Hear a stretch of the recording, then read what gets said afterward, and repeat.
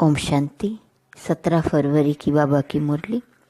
मीठे बच्चे, बाप तुम्हारा मेहमान बनकर आया है तो तुम्हें आदर करना है। जैसे प्रेम से बुलाया है ऐसे आदर भी करना है, निरादर न हो। प्रश्न, कौन सा नशा तुम बच्चों को सदा चढ़ा रहना चाहिए? यदि नशा नहीं चढ़ता है तो क्या कहेंगे? उत्तर, ऊंचे ते ऊंची आसामी इस पतित दुनिया में हमारा मेहमान बनकर आया है। यह नशा सदा चढ़ा रहना चाहिए, परंतु नंबरवार यह नशा चढ़ता है। कई तो बाप का बनकर भी संशय बुद्धि बन हाथ छोड़ जाते तो कहेंगे इनकी तकदीर। ओम शांति, ओम शांति। 2 बारी कहना पड़े। यह तो बच्चे जानते हैं कि एक है बाबा, दूसरा है दादा, दोनों इकट्ठे हैं न। भगवान की महिमा भी कितनी ऊंची करते हैं, परंतु अक्सर कितना सिंपल है। गॉड फादर, सिर्फ फादर नहीं कहेंगे, गॉड फादर, वह है ऊंचते ऊंच। उनकी महिमा भी बहुत ऊंच है। उनको बुलाते भी पतित दुनिया में हैं। खुद आकर बताते हैं कि मुझे पतित दुनिया में ही बुलाते हैं, परंतु पतित पावन वह कैसे हैं, कब आते हैं, यह किसको भी पता नहीं। आधा कल्प सतयुग त्रेता में किसका राज्य था, कैसे हुआ, किसको यह पता नहीं है। पतित पावन बाप आते भी जरूर हैं। उनको कोई पतित पावन कहते, कोई लिबरेटर कहते, पुकारते हैं कि स्वर्ग में ले चलो। सबसे ऊंचते ऊंच है न, उनको पतित दुनिया में बुलाते हैं कि आकर हम भारतवासियों को श्रेष्ठ बनाओ। उनका पोजीशन कितना बड़ा है, हाईएस्ट अथॉरिटी है। उनको बुलाते हैं जबकि रावण राज्य है। नहीं तो इस रावण राज्य से कौन छुड़ावे। यह सब बातें तुम बच्चे सुनते हो तो नशा भी चढ़ा रहना चाहिए, परंतु इतना नशा चढ़ता नहीं है। शराब का नशा सभी को चढ़ जाता है, यह नहीं चढ़ता है। इसमें धारणा की बात, तकदीर की बात है। तो बाप है बहुत बड़ी आसामी। तुम्हारे में भी कोई कोई को पूरा निश्चय रहता है। निश्चय अगर सबको होता तो संशय में आकर भागते क्यों? बाप को भूल जाते हैं। बाप के बने फिर बाप के लिए कोई संशय बुद्धि नहीं हो सकता। परंतु यह बाप है वंडरफुल। गायन भी है आश्चर्यवत। बाबा को जानंती, बाबा कहंती, ज्ञान सुनंती, सुनावंती, अहो माया, फिर भी संशय बुद्धि बनावंती। बाप समझाते हैं इन भक्ति मार्ग के शास्त्रों में कोई सार नहीं है। बाप कहते हैं मुझे कोई भी जानते नहीं। तुम बच्चों में भी मुश्किल कोई ठहर सकते हैं। तुम भी फील करते हो कि वह याद स्थायी ठहरती नहीं है। हम आत्मा बिंदी हैं, बाबा भी बिंदी हैं। वह हमारा बाप है, उनको अपना शरीर तो है नहीं। कहते हैं मैं इस तन का आधार लेता हूँ, मेरा नाम शिव है। मुझ आत्मा का नाम कभी बदलता नहीं है। तुम्हारे शरीर के नाम बदलते हैं, शरीर पर ही नाम पड़ते हैं। शादी होती है तो नाम बदल जाता है, फिर वह नाम पक्का कर लेते हैं। तो अब बाप कहते हैं तुम यह पक्का कर लो कि हम आत्मा हैं। यह बाप ने ही परिचय दिया है कि जब जब अत्याचार और ग्लानि होती है तब मैं आता हूँ। कोई अक्षरों को पकड़ना नहीं है। बाप खुद कहते हैं मुझे पत्थर भीतर में ठोक कितनी ग्लानि करते हैं। यह भी नई बात नहीं। कल्प कल्प ऐसे पतित बन और ग्लानि करते हैं, तब ही मैं आता हूँ। कल्प कल्प का मेरा पार्ट है, इसमें अदली बदली हो नहीं सकता। ड्रामा में नोंद है न। तुमको कोई कहते हैं सिर्फ भारत में ही आता है। क्या भारत ही सिर्फ स्वर्ग बनेगा? हाँ, यह तो अनादि अविनाशी पार्ट हो गया न। बाप कितना ऊंच से ऊंच है। पतितों को पावन बनाने वाला बाप कहते हैं मुझे बुलाते ही इस पतित दुनिया में है। मैं तो सदा पावन हूँ, मुझे पावन दुनिया में बुलाना चाहिए न, परंतु नहीं। पावन दुनिया में बुलाने की दरकार ही नहीं, पतित दुनिया में ही बुलाते हैं कि आकर पावन बनाओ। मैं कितना बड़ा मेहमान हूँ, आधा कल्प से मुझे याद करते आए हो। यहाँ कोई बड़े आदमी को बुलाएंगे, करके 1-2 वर्ष बुलाएंगे, फलाना इस वर्ष नहीं तो दूसरे वर्ष आएगा। इनको तो आधा कल्प से याद करते आए हो। इनके आने का पार्ट तो फिक्स हुआ पड़ा है, यह किसको भी पता नहीं है। बहुत ऊंचते ऊंच बाप हैं। मनुष्य बाप को एक और तो प्रेम से बुलाते हैं, दूसरी ओर महिमा में दाग लगा देते हैं। वास्तव में यह बड़े से बड़ा गेस्ट ऑफ ऑनर, अर्थात जिसको बड़ी महिमा दे ऐसा मेहमान है, जिसकी ऑनर अर्थात महिमा को दाग लगा दिया है। कह देते हैं वह पत्थर ठिक्कर सब में है, कितनी हाईएस्ट अथॉरिटी है। बुलाते भी बहुत प्रेम से हैं, परंतु है बिल्कुल बुद्धू। एक कहा बुलाते प्रेम से हैं, दूसरी ओर दाग लगा देते हैं, इसलिए बुद्धू है। मैं ही आकर अपना परिचय देता हूँ कि मैं तुम्हारा फादर हूँ। मुझे गॉड फादर कहते हैं। जब सब रावण की कैद में हो जाते हैं तब ही बाप को आना होता है, क्योंकि सब है भक्तियाँ अथवा ब्राइड्स, सीताएं। बाप है ब्राइड ग्रूम राम। एक सीता की बात नहीं है, सब सीताओं को रावण की जेल से छुड़ाते हैं। यह है बेहद की बात। यह है पुरानी पतित दुनिया। इसका पुराना होना फिर नया होना एक्यूरेट है। ये शरीर आदि तो कोई जल्दी पुराने हो जाते, कोई जास्ती टाइम चलते हैं। यह ड्रामा में एक्यूरेट नोंद है। पूरे 5000 वर्ष बाद फिर मुझे आना पड़ता है। मैं ही आकर अपना परिचय देता हूँ और सृष्टि चक्र का राज समझाता हूँ। किसको भी न मेरी पहचान है, न ब्रह्मा विष्णु शंकर की, न लक्ष्मी नारायण की, न राम सीता की पहचान है। ऊंचते ऊंच एक्टर्स ड्रामा के अंदर तो यही है तो मनुष्य की बात। कोई 8-10 भुजा वाले मनुष्य नहीं है। विष्णु को 4 भुजा क्यों दिखाते हैं? रावण के 10 शीश क्या हैं, यह किसको भी पता नहीं है। बाप ही आकर सारे वर्ल्ड के आदि मध्य अंत का नॉलेज बताते हैं।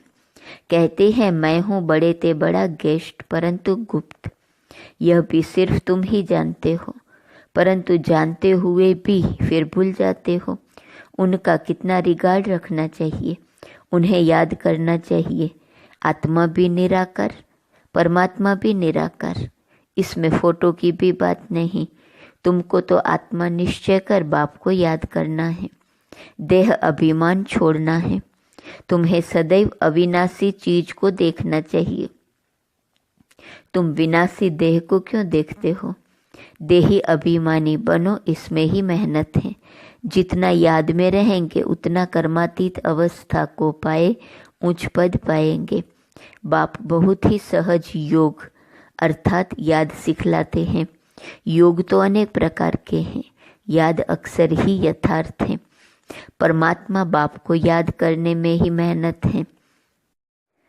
कोई विरला सच बताते हैं कि हम इतना समय याद में रहा। याद करते ही नहीं है तो सुनाने में लज्जा आती है। लिखते हैं सारे दिन में 1 घंटा याद में रहे तो लज्जा आनी चाहिए ना। ऐसा बाप जिसको दिन रात याद करना चाहिए और हम सिर्फ 1 घंटा याद करते हैं, इसमें बड़ी गुप्त मेहनत है। बाप को बुलाते हैं तो दूर से आने वाला गेस्ट हुआ ना।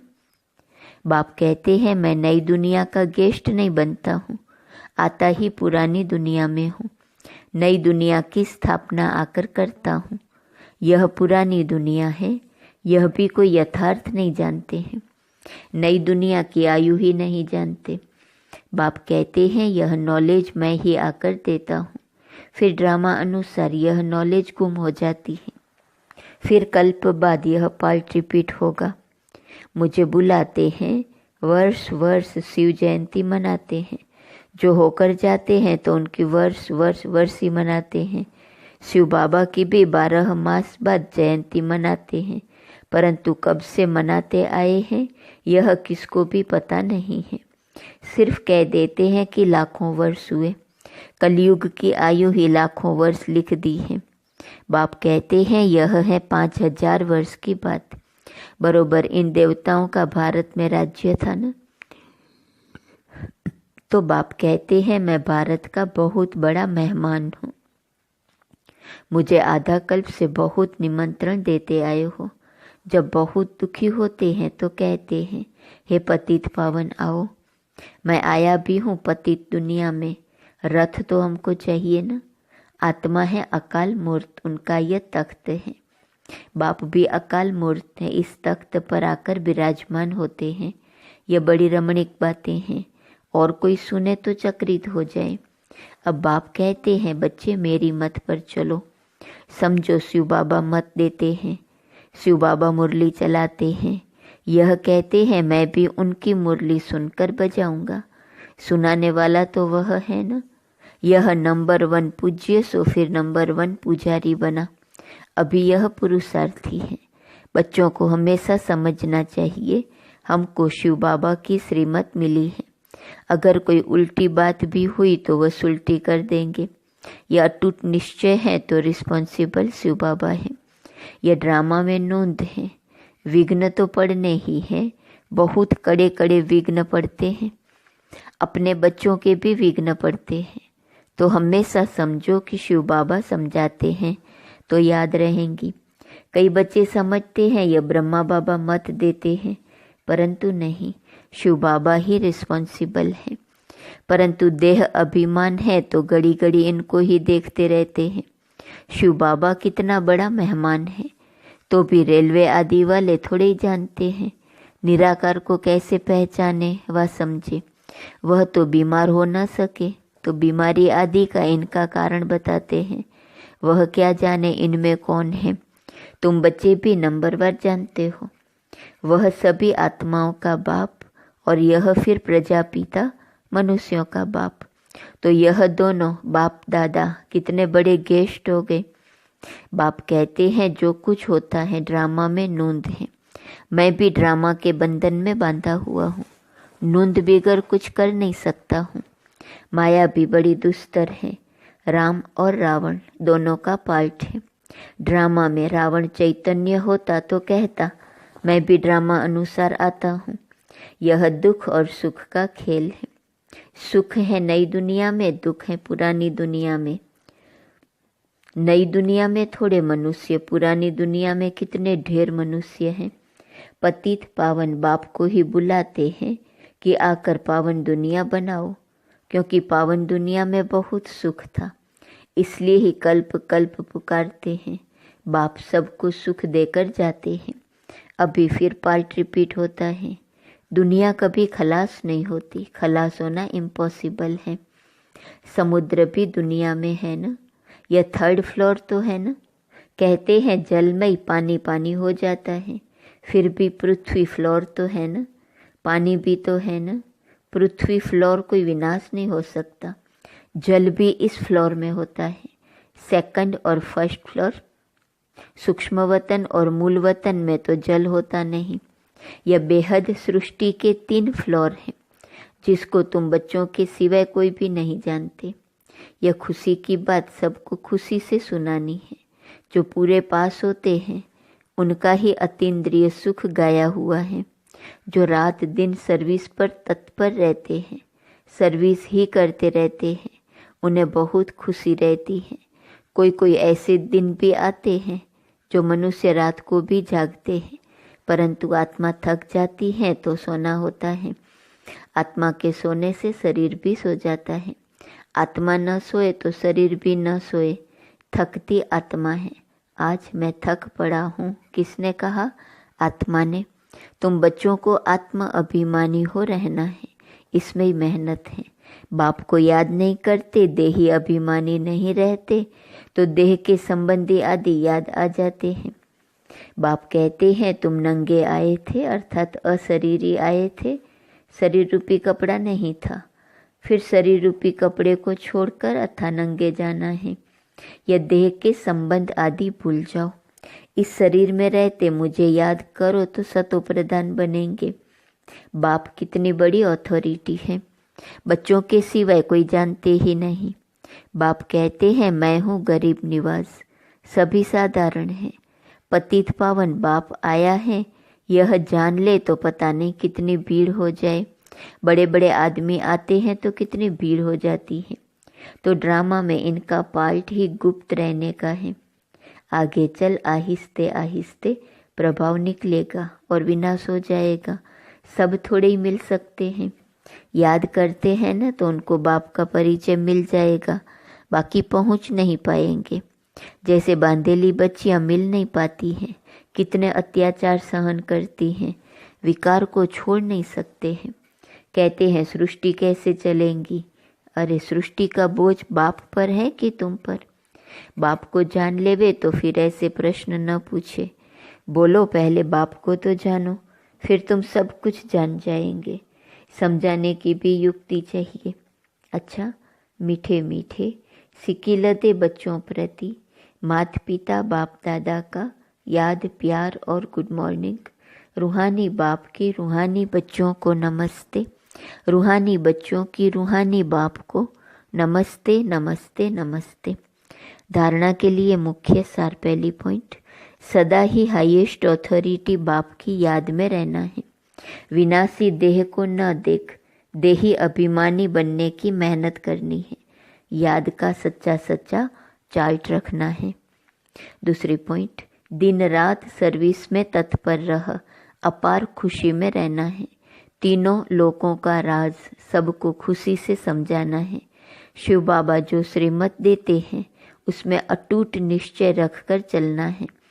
कोई भी विघ्न आए तो घबराना नहीं है। रिस्पॉन्सिबल शिव बाबा है, इसलिए संशय न आए। वरदान, श्रेष्ठ वेला के आधार पर सर्व प्राप्तियों के अधिकार का अनुभव करने वाले पद्मापदम भाग्यशाली भव। जो श्रेष्ठ वेला में जन्म लेने वाले भाग्यशाली बच्चे हैं, वह कल्प पहले की टचिंग के आधार पर जन्मते ही अपनेपन का अनुभव करते हैं। वह जन्मते ही सर्व प्रॉपर्टी के अधिकारी होते हैं। जैसे बीज में सारे वृक्ष का सार समाया हुआ है, ऐसे नंबर 1 वेला वाली आत्माएं सर्व स्वरूप की प्राप्ति के खजाने के आते ही अनुभवी बन जाते हैं। वे कभी ऐसे नहीं कहेंगे कि सुख का अनुभव होता शांति का नहीं, शांति का होता सुख व शक्ति का नहीं। सर्व अनुभवों से संपन्न होते हैं। स्लोगन, अपने प्रसन्नता की छाया से शीतलता का अनुभव कराने के लिए निर्मल और निर्माण बनो। आज का स्वमान, मैं एक रस रहने वाली आत्मा हूँ। अव्यक्त इशारे की पॉइंट, सर्व संबंध सर्व रसनाएं एक से लेने वाला ही एकांत प्रिय हो सकता है। जब एक द्वारा सर्व रसनाएं प्राप्त हो सकती हैं तो अनेक तरफ जाने की दरकार ही नहीं। आवश्यकता ही क्या है, सिर्फ एक शब्द भी याद रखो तो उसमें सारा ज्ञान आ जाता, स्मृति भी आ जाती, संबंध भी आ जाता, स्थिति भी आ जाती, और साथ साथ जो प्राप्ति होती है वह भी उस एक शब्द से स्पष्ट हो जाती। एक की याद, स्थिति, एक रस और ज्ञान भी सारा एक की याद का ही मिलता है। प्राप्ति भी जो होती है वह भी एक रस रहती है। ओम।